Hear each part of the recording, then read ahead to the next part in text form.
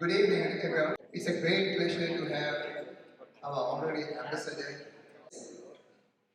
And first, of course, we want to do our national anthems. So we'll do both Sri Lankan national anthem first, and then the American national anthem. Please rise.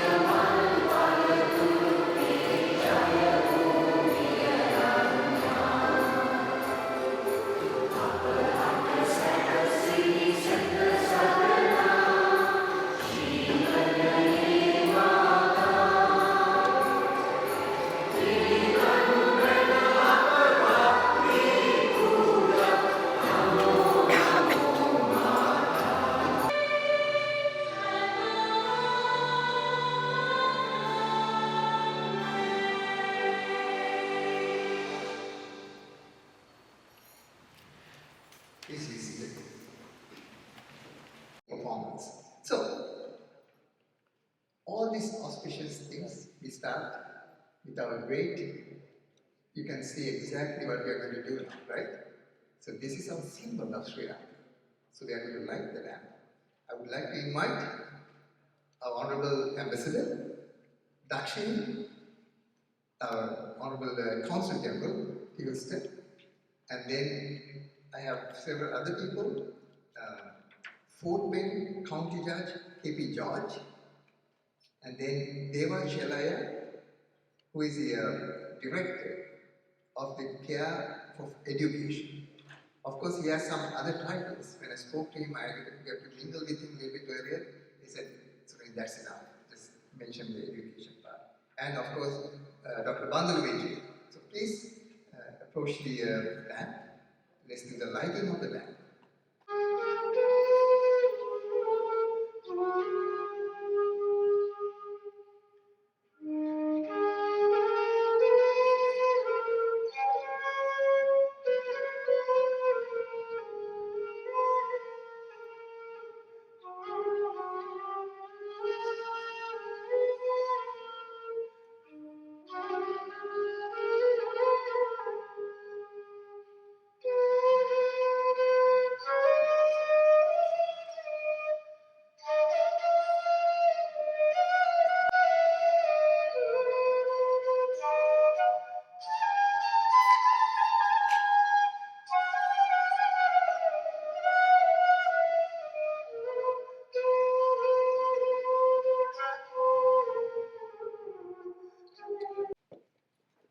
So, the lady I'm going to call to the podium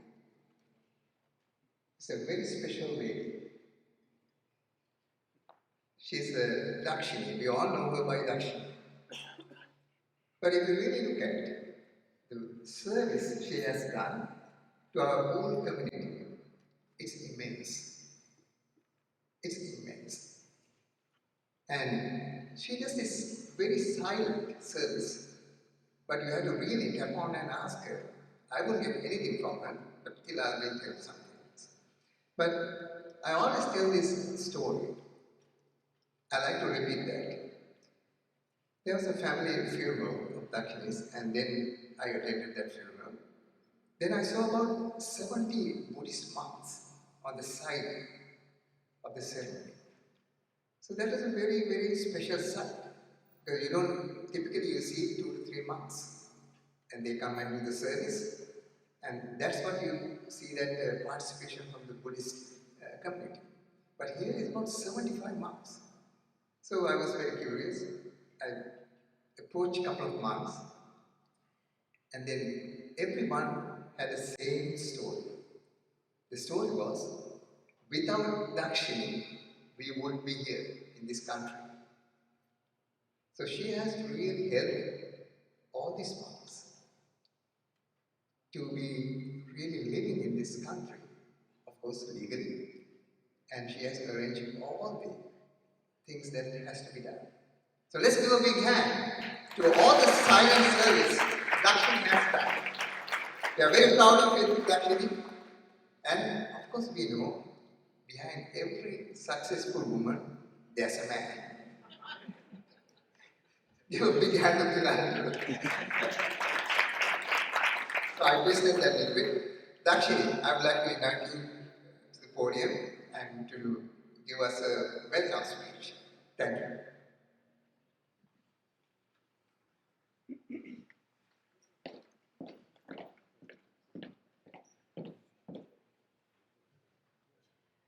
Thank you, Simran. I don't think I'm that great, but thank you.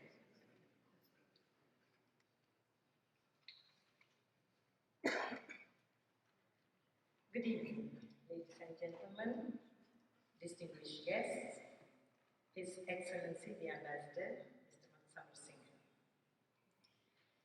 It is my honor and pleasure to extend a warm welcome to each and every one of you.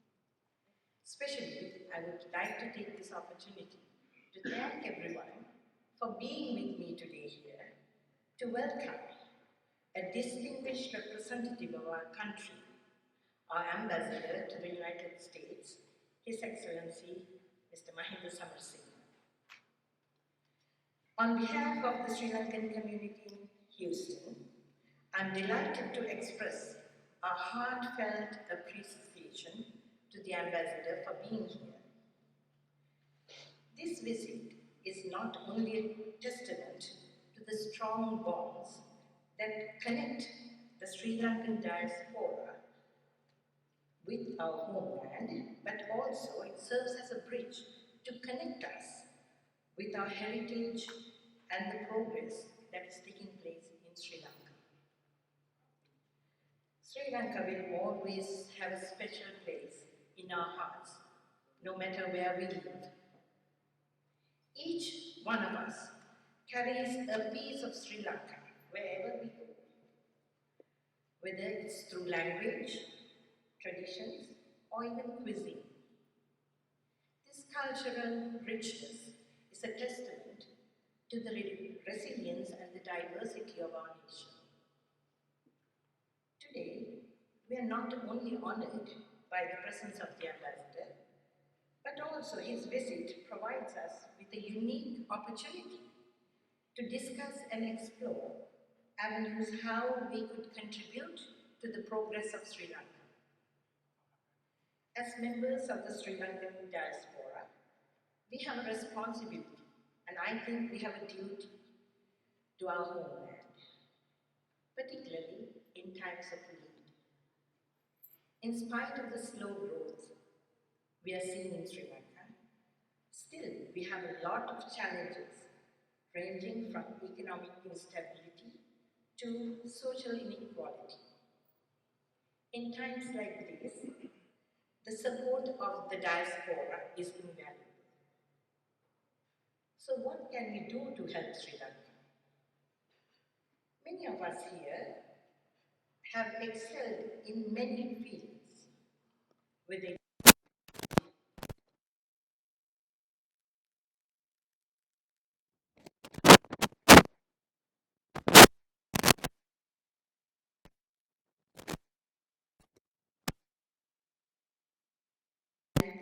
create opportunities of growth. Also, we can contribute to Sri Lanka's development through philanthropy and investment. By engaging with policymakers, raising awareness, and fostering dialogue, we can help to shape a more equitable and a prosperous future for all of Sri Lankans. Let us not forget the power of unity and collaboration. As global community, we can pool our resources, share best practices, and tackle challenges collectively. So tonight I hope we will be able to share our views and our thoughts with the ambassador and open a dialogue to see where we can help Sri Lanka. That being said, now I would like to introduce our ambassador. His Excellency, Mr. Mahinda Samarasinghe, is a very experienced diplomat and a politician who has nearly 4 decades of experience in public service. Following his graduation from La Trobe University in Melbourne, Australia, he has been appointed as the first secretary to the High Commission of Canberra in Australia, and subsequently as the counsellor to the Permanent Mission of Sri Lanka to the United Nations in Geneva. During his tenure in Geneva, he had represented Sri Lanka at several international organizations, including the International Labour Organization, the World Health Organization, and the International Telecommunication Union. Through his diplomatic engagements and his role as a provincial legislator, member of a parliament for 13 years, and minister for 19 years, he has gained a wealth of knowledge and experience. So, his insights and advice are invaluable in guiding us how we can contribute to the growth of Sri Lanka. With that in mind, I would now like to invite His Excellency, Mr. Mahinda Samarasinghe, to the podium to address the gathering. Thank you.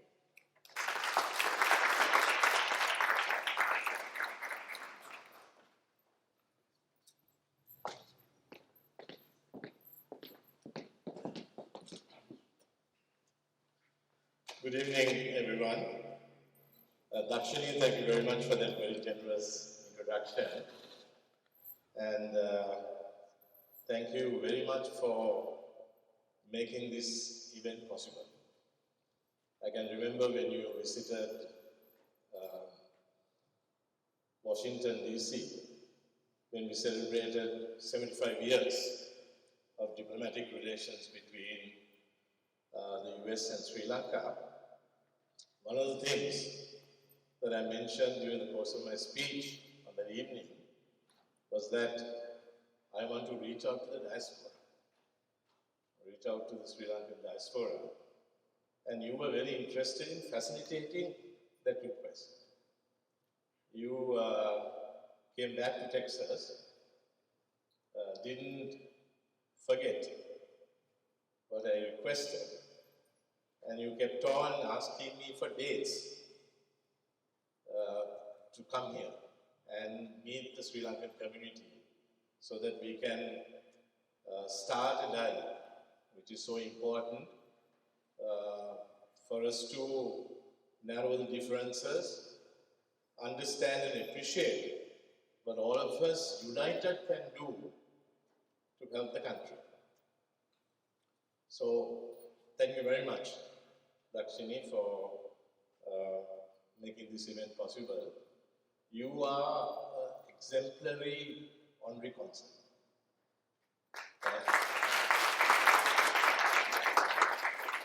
And when the Master of Ceremonies spoke about you, he mentioned in particular how you have helped people.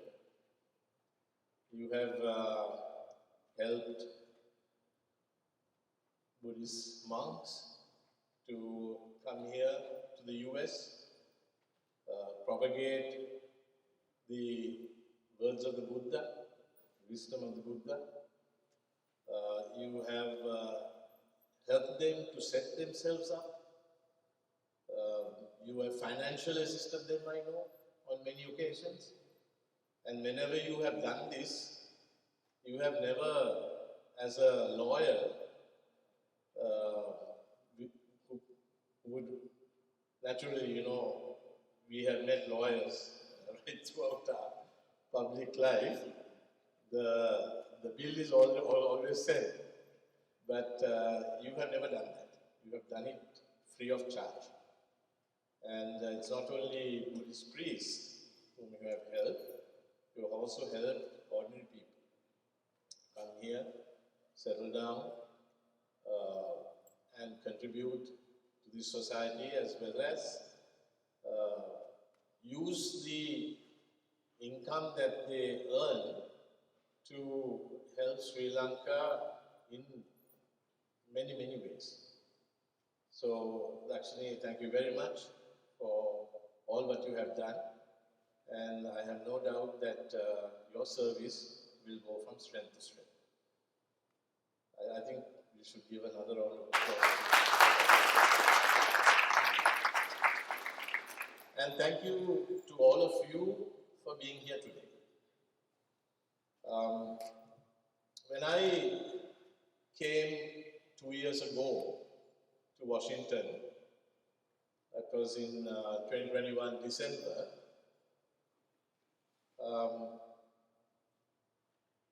it was at a time when Sri Lanka was experiencing challenging issues. The economy was not doing that well. Aragale hadn't started, but there were signs of people's agitation building up. There were queues. We saw outside petrol stations, outside places where you could buy your gas for your daily cooking. People were finding it very difficult to make ends meet. There were extended times where there were power disruptions in Sri Lanka as a result of the oil not being able to be imported to provide energy, as a result of depletion of foreign exchange reserves. So the signs were there. And it was only after I came to Washington that Sri Lanka, for the first time in our history, declared bankruptcy. That was something that we never expected to see during our lifetime, or even our children's lifetimes. When we gained independence in 1948, Sri Lanka was one of the strongest economies in the whole of Asia. We were actually an example that they always used to show how the ex-colonies could further develop from where the British had left. So, when we look back to where we were and where we had arrived at a couple of years ago, it was actually shocking. So, there are, of course, various reasons that people put forward as justification to what Sri Lanka was facing at that time, the economic downturn, how it all happened. The easiest excuse was to blame it all on either the Easter Sunday massacre or COVID, having that significant negative impact on the Sri Lankan economy as well as the world economy. But there were other reasons. There were reasons of poor economic management, not only limited to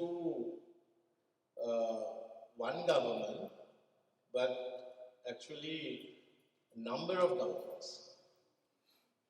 Everyone has to take responsibility for what happened 2 years ago. So, I had a discussion amongst my colleagues at the embassy, and we discussed it openly, we discussed the challenges openly, and we took a collective decision to contact the International Monetary Fund. Now, you may be aware that the International Monetary Fund is headquartered in Washington, D.C. So we took this decision, and I took the initiative of contacting the managing director of the International Monetary Fund. And I discussed with her in detail the challenges that Sri Lanka was facing. Now, I didn't get asked for permission from Colombo before I did all this, because I felt that we had to be proactive. We had to do what we had to do, given the fact that Washington is so conveniently placed to contact so many influential personalities as well as organizations. So we took advantage of that. And the managing director and myself and my team, we discussed the possibility of an IMF team going to Sri Lanka and explaining to the powers that be, the president at that time and the finance minister at that time, how they see the Sri Lankan economy. Because what I told the IMF managing director was, as much as the president and the finance minister gets advice from their officials in Sri Lanka, and some of them are, professionals out and out, I think that it would be useful for both these personalities who have the power to take the decisions that would affect every Sri Lankan, that an outside point of view is also put forward to them. And she agreed to send a team, so I had to market this. I had to market this to the president, and I can remember calling the president and telling him, why don't you listen to them? And then you take a decision. You're in a position to make an informed decision. Once you listen to them, this is an outside point of view. You have your officials, what your officials have been saying, but listen to them as well and then take a decision. And I must say, he spontaneously agreed to do that. He said, yes, send them. I'm willing to meet them. So they went and they met the president. And before they went, actually, we discussed how they should handle that meeting. And I told them not to hold back any punches. It may be bad news that you're carrying to the president, but say it as it should be said. Don't take any shortcuts. It may be very difficult for them to bear what you're saying, but anyway, they have to also see what this outside point of view is about Sri Lanka's economy. So they had that frank discussion. They came back and they debriefed me, and then we waited for the president to respond. And I thought maybe he'll take a month or 2 months or maybe 3 months. You know how things are done in Sri Lanka. These things are discussed at various forums and the committees and all that. And then, of course, decisions are taken and communicated. But within 5 days, the president called me and he said, Mahinda, I have sent a letter today to the managing director of the IMF that we are going in for a program with the IMF.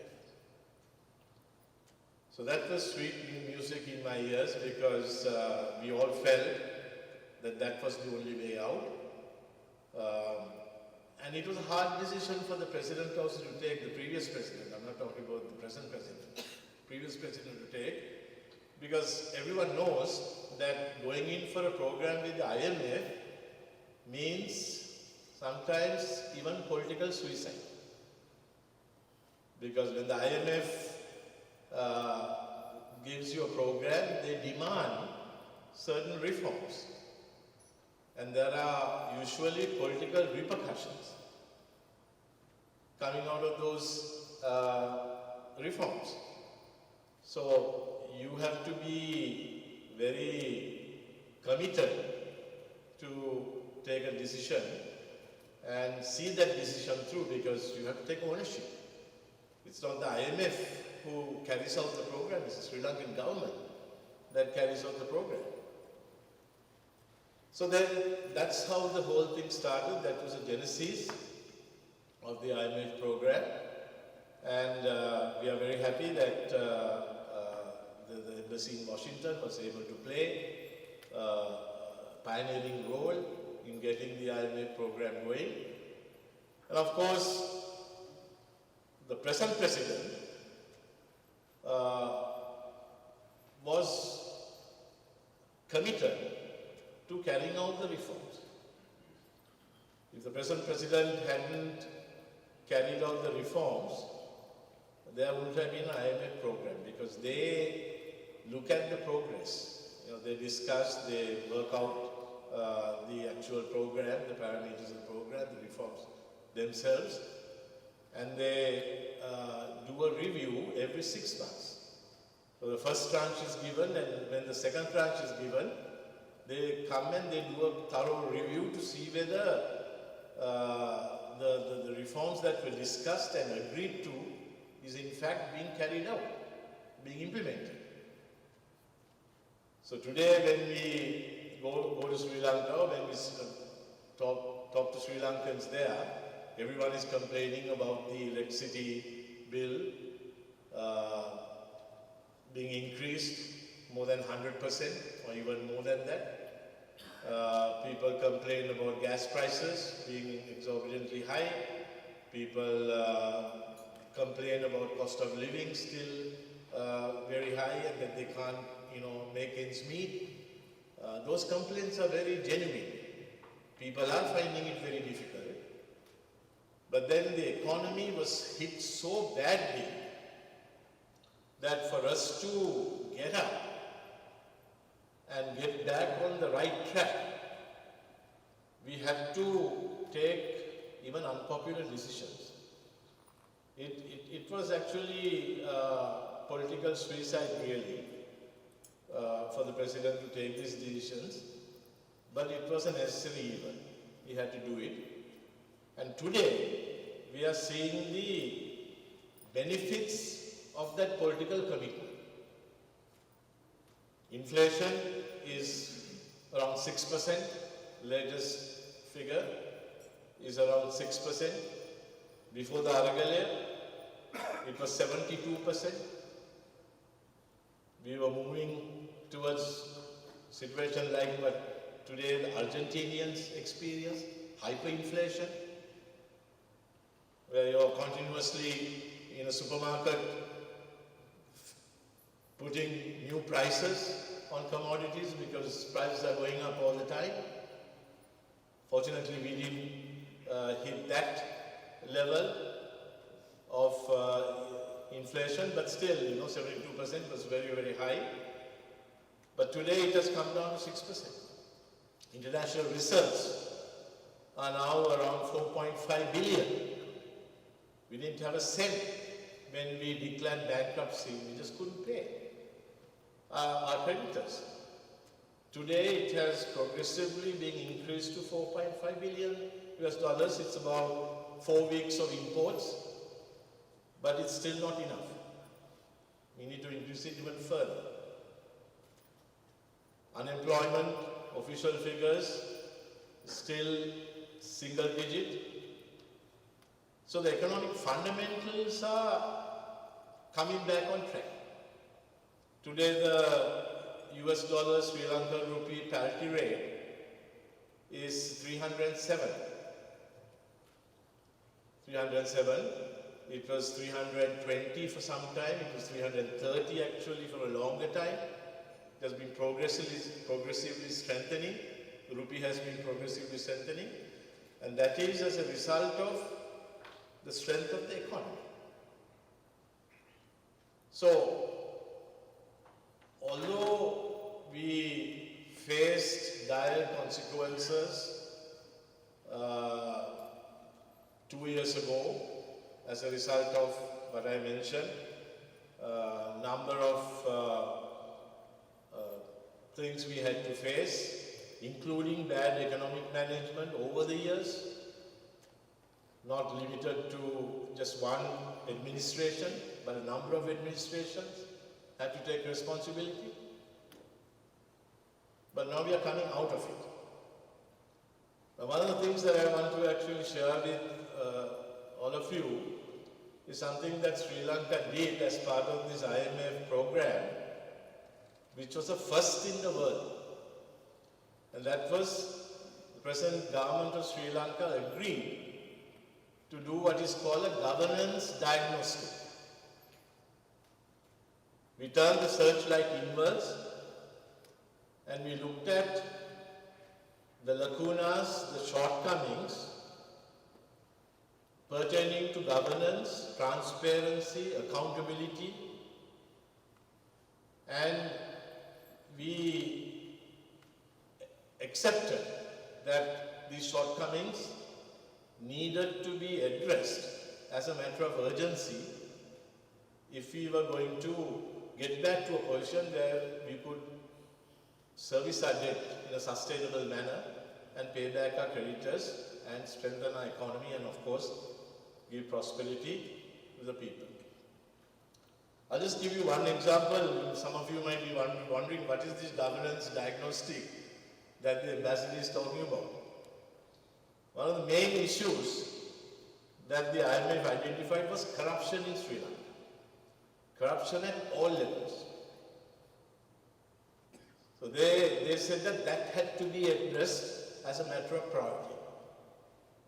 So of course the Sri Lankan side said we have the Bribery and Corruption Commission, we have a Bribery and Corruption Commission Act, we have all these laws, we have a Constitutional Council that is now appointing independent commissions in Sri Lanka so that the right people are in fact given the responsibility of ensuring that corruption is addressed. They didn't buy that. They said, yes, good enough. You have, the executive president was appointing all these independent commissions, but after the last constitutional amendment, the Constitutional Council appoints all these independent commissions, including the Bribery and Corruption Commission. And they said, fair enough, that is a good thing that the executive president doesn't appoint these personalities. But how do you choose these people?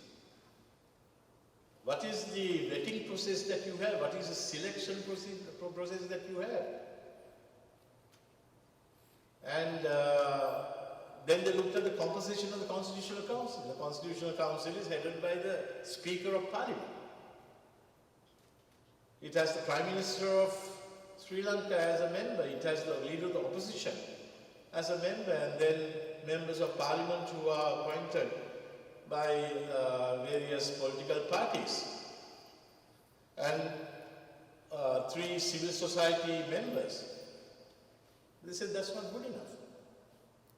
If you really want to have the right people manning these independent commissions, then there must be another commission ensuring that the people that the Constitutional Council identifies to be appointed to these commissions are in fact independent and credible. So Sri Lanka accepted to do this. Now we are in the process of doing that. So this is just one example. I can give you so many more examples, but this is just one solid example of what a commitment that Sri Lanka has made to ensure good governance, transparency, and accountability in all activities concerning the lives of Sri Lankans. So the future looks good. Future looks good. Of course, there's another problem in Sri Lanka that we have always seen happening, and that is that whenever government changes, when the new government comes, they try to do something entirely different. So I hope that doesn't happen because we won't get that credibility that we have been able to, at least the relative credibility that we have been able to obtain in the eyes of the international community. Now, all this that Sri Lanka has been doing since the Alagale, all these new reforms, all these moves towards good governance, transparency, accountability, promotion and protection of human rights, new legislation that has been proposed in Parliament, and so on and so forth,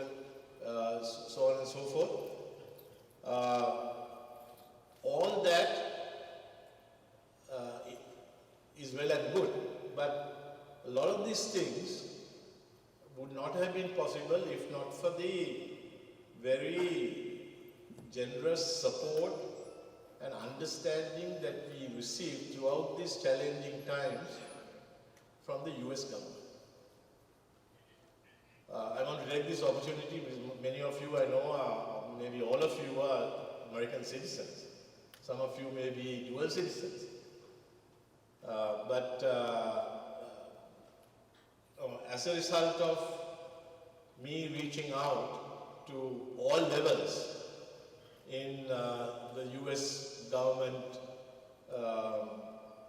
setup, we were able to actually develop a good dialogue so that whenever things were happening in Sri Lanka in a positive direction, we were keeping them informed, and they in return were rewarding us with the goodwill and support that was so necessary. For example, when the IMF program went to the IMF board, without the US Treasury support, we would have been able to get the IMF program.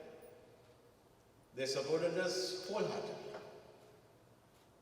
During the last 2 years, the US government has given Sri Lanka nearly 300 million US dollars as grants. These are not loans. These are grants that you don't have to pay back. A lot of that money has been used for things like buying fertilizer for farmers. When USAID was approached by us at the embassy, and when we requested that fertilizer to be given to farmers with the assistance of USAID, they bought the fertilizer and they gave the farmers the fertilizer in time so that we were able to get a bumper harvest. So the US government has been fully supportive of the reforms and the new direction in which Sri Lanka has started traveling. I have been able to, during this last 2 years, been able to reach out to over 50 senators and congressmen in the US Senate and the House. From your state, I have met Senator Ted Cruz. I briefed him thoroughly. I have given him an aid memo with all the updates as to what Sri Lanka is doing, and I keep on updating that aid memo. A very good contact with him. I have met with Al Green, another congressman. Then I have met with another Republican congressman called Jackson. And we are in the process of finalizing a time to meet with Michael McCall. Michael McCall is vital for us to meet with and brief because he is now, with the Republican majority in the House, he is now the House Foreign Affairs Committee chairman. The reason that I'm telling you all these things is so that to motivate you to also go and see your local congressman and see your local senator. Introduce yourself as one of their voters and make contact with them and explain to them what is really happening in Sri Lanka. My style has always been that when I go and see these people, I don't go with the intention of trying to brainwash them on a very subjective presentation on behalf of the government of Sri Lanka. My pitch has always been, we have done these things, but we still have challenges to overcome. So we need your goodwill and understanding. We need the time and space to be able to overcome those things that needs to be overcome. So that has gone down well because, the senators and congressmen in your state as well as in other states in this great country, they are sometimes even better briefed than we are. So only a fool would think that, just because you get an appointment with them, you can just go there and try to brainwash them into your way of thinking or your point of view. I always make it a point to present my case in an objective manner. So you can do the same thing. We are willing to share factual information with you. I can send it to Dakshini, Dakshini can send it to you, and then use that as a briefing note to brief your senator about, or the congressman about exactly what is happening in Sri Lanka. Because there are a lot of groups here in the US who are very subjective and extremely well organized in presenting their side of the story to these senators and congressmen. Now, I have always said that I am willing to even meet with them. I'm willing to sit down with anyone and have a dialogue because we are all Sri Lankans. And what I have seen in my 40 years of public service is that when you go with an open mind and when you sit down, there's always that common ground sometimes that you can identify and that you can build on. You may have complete divergent views, but there's always that if you're sitting down and talking to Sri Lankans, there's some common ground that you can identify and you can build on. So please put me in touch with other Sri Lankans who are not here. I told Dakshini to, when I said I'd like to meet Sri Lankans, I meant Sinhalese, Tamils, Muslims, Malays, Burghers. You're all Sri Lankans. So I think Dakshini tried her best to get as many Tamils and Muslims as possible to this gathering. Thank you very much for coming. Thank you very much for joining us. But through you, if we can get to know others, we can develop a dialogue with others, that would be great. That would really make my job even more meaningful. Because when I look around here, and I see all of you here, I see, as much as I said Dakshini was exemplary, all of you are a great pride to us. When I go and see these senators, when I go and see these congressmen, when they talk about their constituents in their respective districts, they always have an excellent name for Sri Lankans. They always say Sri Lankans are exemplary citizens of our country. You have integrated, you have assimilated. Well, most of you are professionals, I know. You have excelled in whether we talk about medicine, whether we talk about the legal fraternity, whether we talk about business. Take any profession, Sri Lankans have excelled, and you have actually contributed significantly to making America such a great country. You have come here, you have assimilated, you have integrated, and you have contributed to the development of this country. And all those congressmen, senators that I speak to, they appreciate it. That's your strength. So use that strength. Not only for your own benefit, which is fine, but also for the benefit of your mother country. All of you are here today because you love your country. You love your birthplace. You want to see Sri Lanka doing better. You want to see Sri Lanka prospering.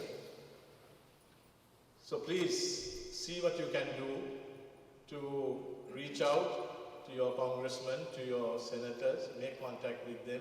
We'll give the information. But you don't have to, strictly go by what we tell you. Be informed from you have your contacts there in Sri Lanka as to what is happening in Sri Lanka. But try to be factual when you present your case on behalf of Sri Lanka. So one other thing that I want to say, and I'll finish my very long speech, and that is to pay tribute to the Buddhist priests who have come over the years and who have done so much to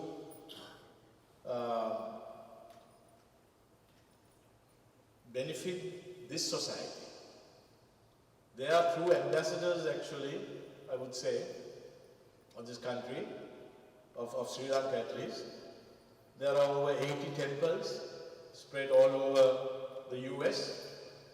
As I mentioned earlier, Dakshini has been instrumental in getting many of them the visas to stay on here.